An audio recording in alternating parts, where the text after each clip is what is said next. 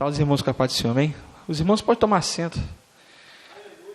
Eu agradeço a Deus, em primeiro lugar, pelo privilégio de estar aqui compartilhando a sua palavra, e ao pastor pela confiança. Eu gostaria de convidar os irmãos a estarem abrindo as suas Bíblias no livro de Mateus, no capítulo 7. Mateus, no capítulo 7. Nós vamos estar lendo os 29 versículos, porém, divididos em 5 partes. Eu intitulei essa mensagem como Andando segundo a vontade de Deus. Todo o capítulo de Mateus, do capítulo 7, os 29 versículos que se seguem, em 5 partes ele é dividido, e cada parte, eu acredito sinceramente, que é uma conduta de cada pessoa, de cada homem, cada mulher que quer andar com Deus, reflete a imagem de Deus. E a palavra do Senhor, ela começa dizendo assim, vamos estar lendo primeiramente do verso 1 até o verso 6. Não julgueis, para que não sejais julgados, pois com o critério com que julgardes, sereis julgados, e com a medida que usardes para medir a outros, igualmente medirão a vós. Porque repara tu o cisco no olho do teu irmão, mas não percebes a viga que está no teu olho. E como pode dizer a teu irmão, permita-me remover o cisco do teu olho, quando há uma viga no teu olho? Hipócrita, tira a primeira trave do teu olho, e então poderás ver com clareza para tirar o cisco do olho do teu irmão. Não deis o que é sagrado aos cães, nem jogueis aos porcos as vossas pérolas, para que não as pisoteiem e voltando-se vos façam em pedaços. Por enquanto, até aqui no verso 6, essa primeira parte fala do cuidado, do amor e a prudência ao julgar. Existe um julgamento, existe uma prudência, nós temos que avaliar todas as coisas que estão ao nosso redor. Eu acredito que todos os dias nós estamos diante de situações onde nós temos que julgar alguma coisa e avaliar se aquilo deve se reter. Se retém, algum aprendizado tem. Se não retém, a gente descarta, porque em nada acrescentou. E a nossa vida, ela é assim, com Deus também. E o interessante é que o verso 5, ele vai dar uma ênfase. Hipócrita, tira a primeira viga do teu olho, e então verás com clareza para tirar o cisco que está no olho do teu irmão. A palavra de Deus, ela está afirmando que é capaz de ajudarmos, de ajudar de alguma forma, seja em oração, seja em questão financeira. De alguma forma nós podemos ajudar o nosso irmão. A grande questão é, como que nós fazemos isso? Porque é muito comum, eu não digo nem no meio da igreja não, acho que em todo lugar. Quando nós olhamos, nos deparamos com alguém que está necessitado de alguma coisa ou de algo, tem o nosso julgamento humano. E é comum, está acontecendo isso, por isso, isso. Não é desse tipo de julgamento que a palavra de Deus está falando. Se a palavra de Deus está falando, hipócrita, tira a trave que está no teu olho para que você possa ver com clareza e ajudar ao seu próximo. Isso tem uma autoanálise de si mesmo, de olhar para dentro de si, olhar, cara, eu sou tão falho nisso aqui, eu sou tão errôneo nessa área aqui, como que eu posso ajudar o meu próximo se nisso aqui eu sou tão falho? Então a Bíblia, ela estimula uma autoanálise, uma mudança interior de si mesmo, para que então a gente possa ver com uma clareza melhor e ajudar o nosso próximo. E o interessante é que Jesus, ele não mostra que é possível agir dessa forma, ajudando o nosso semelhante com conselhos e crítica. Eu já admiti aqui que no verso 5 ele vai dizer isso com clareza. Bem como devemos também, irmãos, estarmos dispostos há 3 procedimentos: aprender, avaliar e ensinar. E se eu aprendo alguma coisa, logo depois eu sou capaz de ensinar algo. Se eu avalio, eu sou capaz de dizer se aquilo é bom ou se aquilo é ruim. Se é bom, eu retenho; se é ruim, eu descarto. E se eu ensino, algum aprendizado tem para aquele que me ouve. Amém? Eu quero deixar nesses 3 segmentos, entre aprender, avaliar e ensinar, sobre aprender. Filipenses capítulo 4, verso 9. Os irmãos não precisam abrir a Bíblia. A palavra do Senhor vai dizer assim: quanto ao mais, irmãos, tudo que é verdadeiro, tudo que é honesto, tudo que é justo, tudo que é puro, tudo que é amável, tudo que é de boa fama, se há alguma virtude, louvor, nisso pensai. Essas coisas que aprendestes e recebestes e ouvistes de mim, fazei isso, e o Deus de paz estará convosco. É o que a palavra de Deus diz em Filipenses no capítulo 4, verso 9. Tudo aquilo que é bom, tudo aquilo que tem algum acréscimo à nossa vida, se há algum louvor, nisso eu devo pensar. E se eu penso nisso, se eu medito nisso, a palavra de Deus vai nos dar essa estrada, esse caminho. Logo eu estou numa condição de poder ensinar alguém, poder ajudar alguém. Sobre a avaliação, 1 Tessalonicenses, no capítulo 5, verso 21, vai dizer exatamente assim: examinai todas as coisas e retém aquilo que é bom. Irmãos, o nosso dia é tão carregado de tantas obrigações, de tantas coisas para fazer, que a gente tem que se dar ao luxo de selecionar determinadas coisas e reter aquilo que é bom ali, porque vem muita coisa ruim para a gente, vem muita coisa ruim, e se a gente não souber filtrar essas coisas, nós acabamos sendo contaminados, somos levados por esses conceitos, que todos os dias nós estamos expostos a esses conceitos, e isso pode nos atrapalhar. E como de vez em quando eu fico rindo com as mensagens do pastor Rafael em casa, vai dar problema. O engraçado de filmar isso aqui é ficar olhando as pessoas pregando e tu fica assim, aprendendo, né? E é muito legal isso. E é isso aí mesmo, irmão, vai dar problema. Se não souber filtrar, se não souber reter, vai dar ruim. Sobre ensinar, 1 Timóteo no capítulo 4, no verso 16 vai dizer assim: Paulo falando a seu filho Timóteo, filho na fé, tem cuidado de ti mesmo e da doutrina, ou seja, do evangelho, aquilo que você recebeu de mim, persevera nelas, porque fazendo isso te salvarás tanto a ti mesmo, como aqueles que te ouvem. E aqui eu reitero a necessidade constante de nós estarmos lendo e aprendendo da parte de Deus. Irmãos, eu louvo a Deus por estar nessa igreja, pastor, e aqui eu não estou falando porque o senhor está diante de mim, porque de 2019 para cá, desde quando tive um encontro verdadeiro com Deus, embora toda a minha vida esteja atrelado a estar dentro da igreja, eu soube ali o que é ter temor e olhar para mim e saber o quanto eu sou falho diante de Deus. De 2019 para cá eu tenho tomado cuidado de olhar só para a minha vida, para de mais ninguém. Porque fazendo isso, irmãos, quando a gente olha para dentro, quando nós comparamos a nossa vida de acordo com a palavra, constantemente nós vamos estar olhando para dentro de nós e vai dizer: cara, Deus, eu preciso mudar. É todo dia. Não chega a um nível que você olha assim, cara, eu estou bem aqui, eu estou top, eu estou cheio de conhecimento. Não, você vai chegar naquele dia e falar: Senhor, como eu preciso de Ti. Necessidades vêm, situações vêm, e às vezes você se julga assim: cara, eu estou muito bem. E você vê que você não está nada bem. E você vê que você não está apto a absolutamente nada. E você olha: Deus, me ajuda, me socorre. Porque eu julguei aqui que eu estava bem e eu não estou bem. E aí, Deus ele começa a falar ao seu coração e te mostrar que, seja conhecendo muito ou pouco dele, em nenhum momento você deve se apartar dele. Porque o poder dele se aperfeiçoa na fraqueza. É exatamente assim que Deus faz com a gente.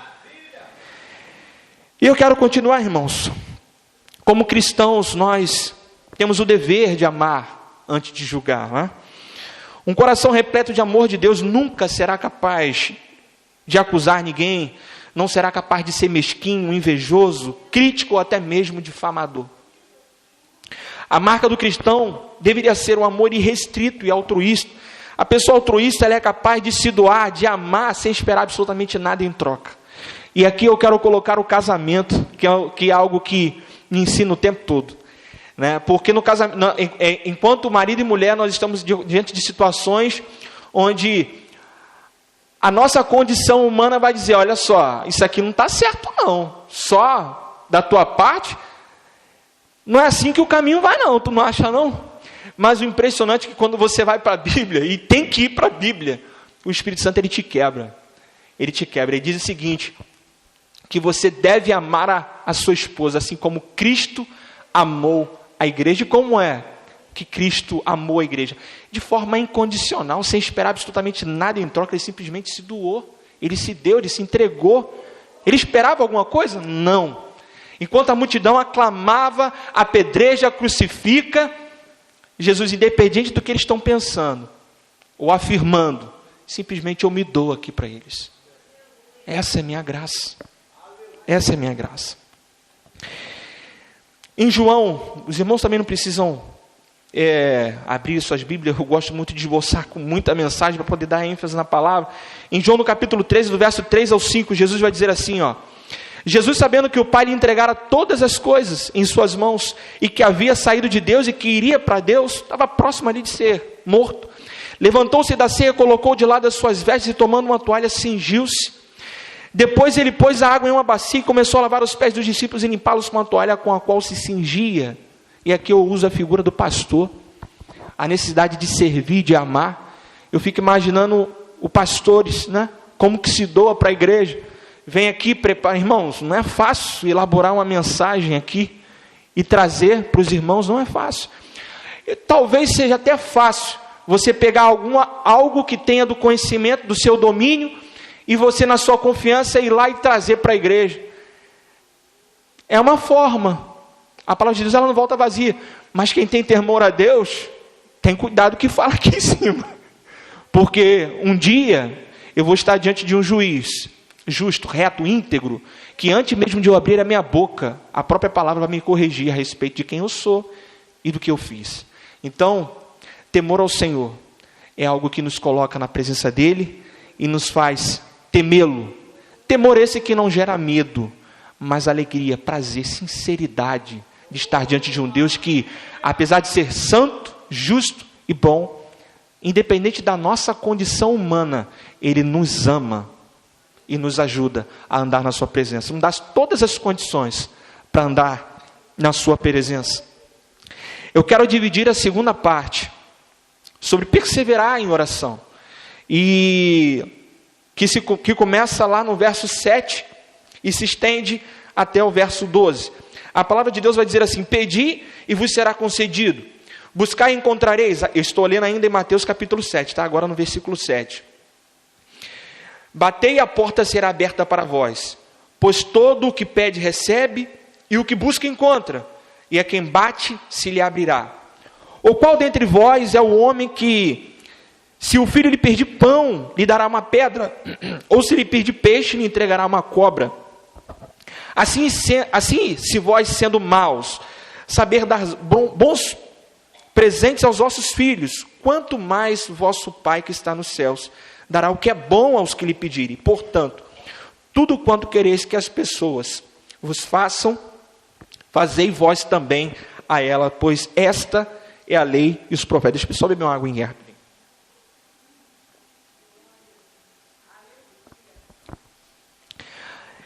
Irmãos, perseverança na oração.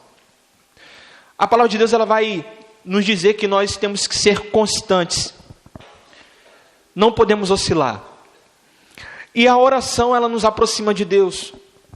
E a perseverança nela nos capacita a estar cada dia apto a lidar com as adversidades que surgem ao nosso redor. E o interessante é que a palavra de Deus vai dizer: pedi e dar-se-vos-á, buscais e encontrareis, batei e abrir-se-vos-á. E quando a Bíblia fala sobre pedir e você será dado, buscar e você encontrará, é de que forma? Não tem como Deus, embora Ele conheça, Ele seja onisciente, Ele sabe exatamente daquilo que nós precisamos abrir a nossa boca e falar e pedir a Deus. O interessante, um exemplo disso, Jesus, quando Ele estava diante de uma pessoa cega, Ele estava vendo que a pessoa estava cega, e Ele chega para a pessoa e fala: o que você quer que eu faça por você? Senhor, que eu veja. O paralítico: olha, o que você quer que eu faça? Jesus estava vendo que ele precisava andar, mas ele: o que você quer que eu faça? Senhor, eu quero andar. Então, de mim e de você, Deus está numa condição de te dizer: o que você quer que eu faça por você? Peça e receberá. Bata e a porta será aberta. Apocalipse no capítulo 3, no verso 20, vai dizer assim: eis que estou à porta e bato. Se alguém ouvir a minha voz e abrir a sua porta, entrarei em sua casa, cearei com ele e ele comigo. Todo dia o Senhor está à porta. A grande questão é, vamos abrir a porta ou vamos fechar a porta? Quem abre e fecha somos eu e você. Quando nós abrimos, temos comunhão com Ele. Quando nós fechamos, Deus, Ele é respeitoso. Ele não invade a porta. Ele espera ser convidado para entrar. Que nessa noite, eu e você possamos ser capazes de reconhecer isso e convidar Deus para a nossa casa, para o nosso lar, para a nossa vida diária, para que tenhamos uma comunhão com Ele. Eu quero frisar o verso 11, que vai dizer assim: então se vós sendo maus, sabeis da boa dádiva aos vossos filhos, quanto mais vosso Pai que está no céu, dará coisas boas ao que lhe pedirem. Portanto, todas as coisas que quereis que os homens vos façam, fazei também vós a eles, pois essa lei os profetas. Irmãos, a palavra de Deus vai pegar aqui, os pães naquela época, eles eram igual pedra, eles eram semelhantes, um ao outro, e eles eram feitos assim para durar longas viagens. E quando a palavra de Deus está dizendo, olha, se vocês, sendo maus, sabem dar coisas boas aos seus filhos, é uma comparação. Se a gente sabemos, o pai, o adulto, ele sabia entender o que era o pão e o que era a pedra, porque seriam semelhantes. Vocês sendo maus, vocês sabem escolherem. Imagine o que Deus é capaz de fazer por cada um de vocês.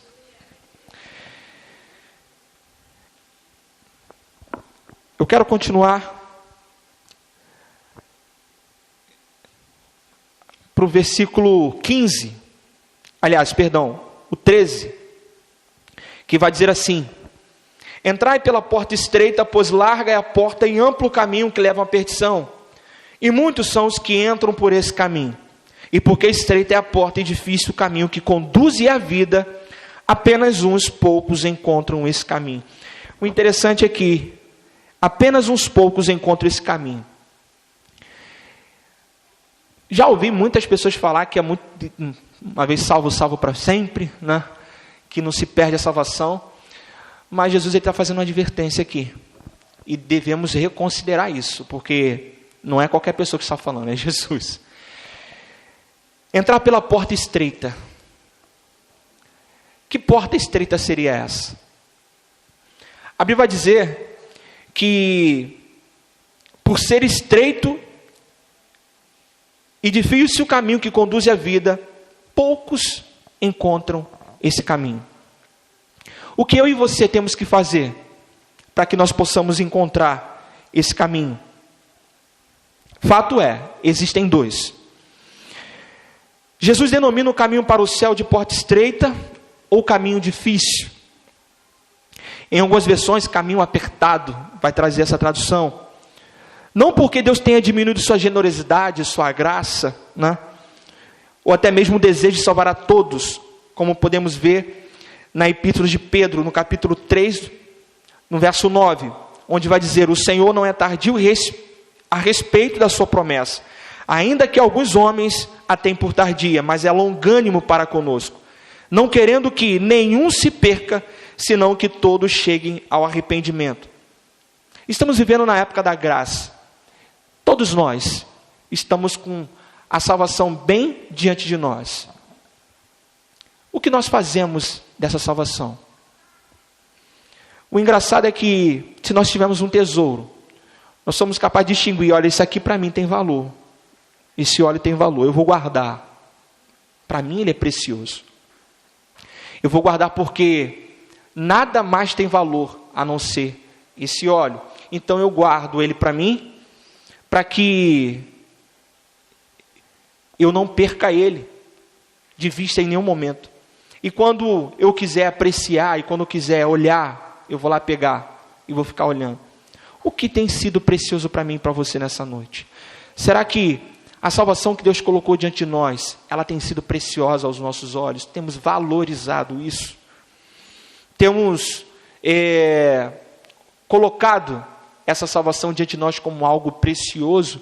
Irmãos, talvez os irmãos podem tentar chegar aqui no entendimento junto comigo. Dia após dia, estamos diante de situações onde nós ouvimos: fulano se desviou, Beltrano já não está mais com Deus, fulano morreu longe do Senhor. A nossa vida aqui nessa terra, ela passa muito rápido. Muito rápido. A Bíblia vai falar: o que sois vós, senão como vapor que surge e logo se dissipa, desaparece no ar. Assim é a vossa vida. Se não tivermos a nossa vida que Deus nos dá como valor, como importante, nós não vamos ter cuidado dela. E cuidado é avaliar dia após dia a nossa conduta, como nós vivemos diante de Deus, como que nós andamos na sua presença. E se nós cuidamos de andar e de caminhar na presença de Deus, logo vamos olhar para a nossa caminhada e vamos viver em constante avaliação de si mesmo e dizer: Senhor, o que eu preciso mudar? Em que preciso melhorar? A nossa vida aqui nessa terra, ela vai ser sempre isso. Estaremos sempre diante de situações onde vamos olhar para dentro de si e vamos dizer: olha, aqui eu preciso melhorar. E à medida que você vai caminhando, você vê mais um pouco: Senhor, estou melhorando. E Deus olha para você mas vai melhorar mais ainda. Continue, vá avante. Irmãos, eu e você somos conhecidos pelo mundo por aquilo que nós somos capazes de produzir.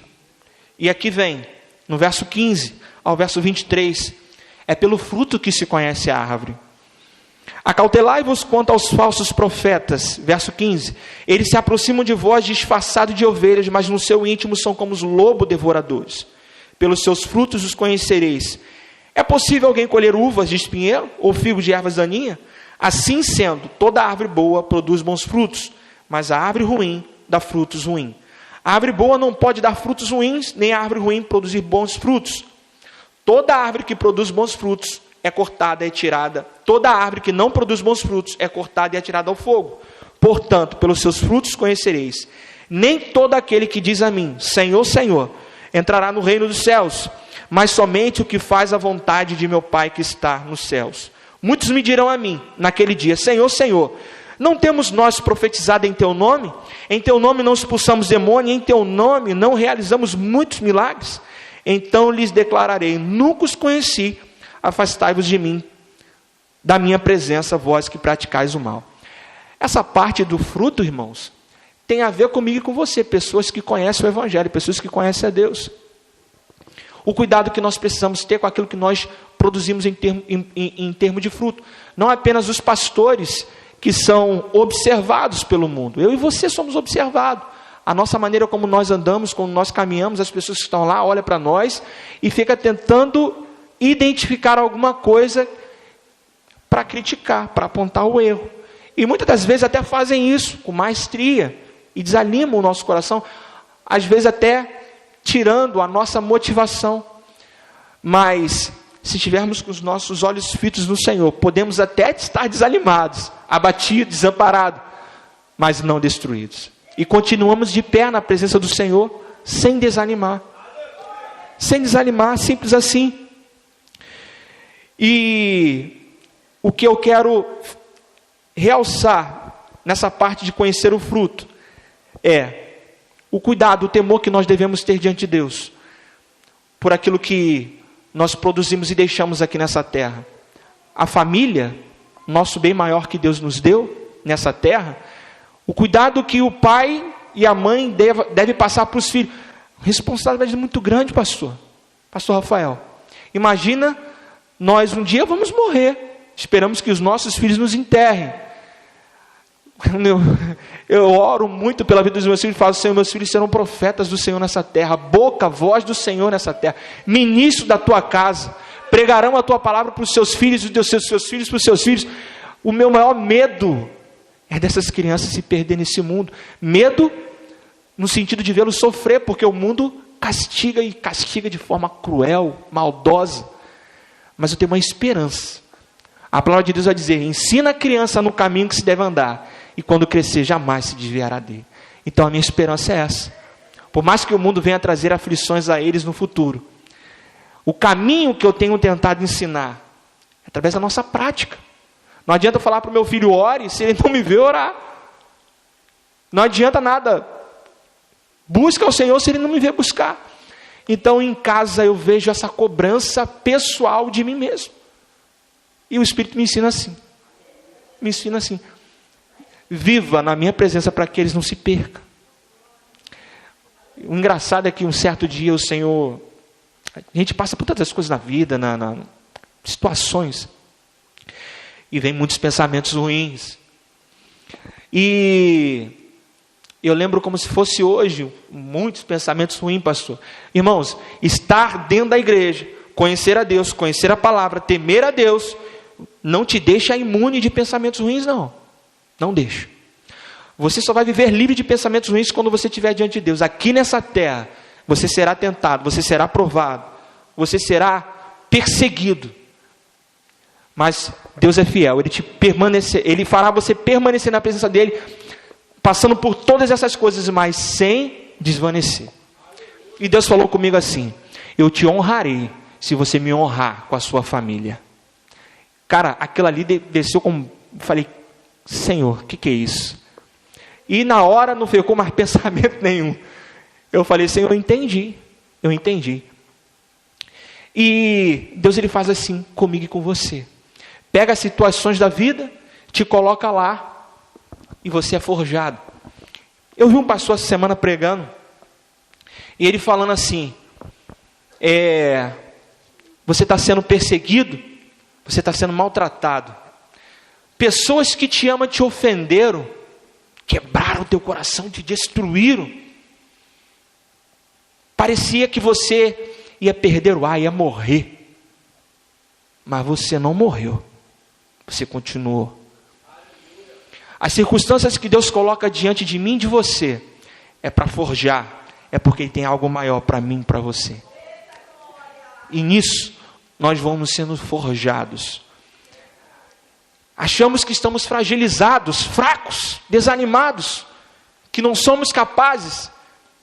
É como se fosse o ferreiro batendo ali no ferro ali, e cada batida que dá naquele ferro, cada batida que dá na ferro, vai amassando, vai deformando, mas quando ele termina, aleluia, é uma espada afiada, capaz de decepar com um só golpe. É isso que Deus faz comigo e com você. Ele nos forja, afia, amola, e quando a gente for dar aquele golpe, será um único golpe, não terá um segundo golpe. E assim nós vencemos a batalha que está diante de mim e de você, dia após dia, irmãos, dia após dia. E eu quero caminhar para o final. Sabedoria e insensatez, não menos importante. Lá no verso 24, vai dizer assim: assim todo aquele que ouve essas minhas palavras e as pratica será comparado a um homem sábio, que construiu a sua casa sobre a rocha. Caiu a chuva, vieram as enchentes, sopraram os ventos e bateram com violência contra aquela casa, mas ela não caiu, pois tinha seus alicerces na rocha. Pois todo aquele que ouve essas minhas palavras e não as pratica é como um insensato, que construiu a sua casa sobre a areia.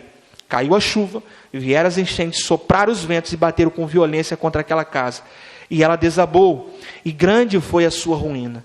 Quando Jesus acabou de pronunciar essas palavras, estavam as multidões atônitas com o seu ensino, porque ele as ensinava como quem tem autoridade e não como os mestres da lei. Os mestres da lei, os escribas, os sacerdotes, eram aqueles que estavam aptos a ensinar o povo, a Torá, as doutrinas de todos os mandamentos. Só que ao longo do tempo, talvez essa aqui seja uma lição impressionante, eles se esfriaram, conhecendo toda a Torá, pastor. É como se conhecesse toda a Bíblia. Eles se esfriaram. Eles se ensinavam, eles transmitiam ao povo, mas eles não viviam mais aquilo. Não vivia. E chega Jesus, ensinando e falando e realizando milagres. E o povo ficava admirado com o que Jesus era capaz de fazer. Doentes ficavam curados, cegos começavam a enxergar, mudos, falar, paralíticos a andar.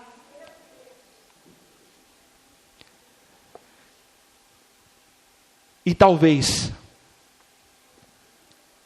eu e você se encontrem aqui nessa noite, numa situação onde precisamos de sabedoria. Precisamos colocar a sensatez no lugar, para que continuemos essa estrada, esse caminho, e chegamos até o final, porque o maior sucesso não é nessa terra não. O maior sucesso é você estar diante de Deus, chegar lá no céu, e Deus olhar para você: eu te conheço, vinde, teu lugar está reservado aqui. É nisso que eu penso todo dia, é só nisso. Não tem nada a ver com a minha esposa, não tem nada a ver com meus filhos, tem a ver com a minha caminhada. E caminhar, estar na direção, no caminho, é a certeza e a convicção de que aqueles que estão ao seu redor também encontrarão um caminho. Amém, irmãos? Eu gostaria de agradecer essa oportunidade. Eu esbocei tanta coisa aqui, mas Deus é fiel porque tudo caminhou do jeito que Ele quis.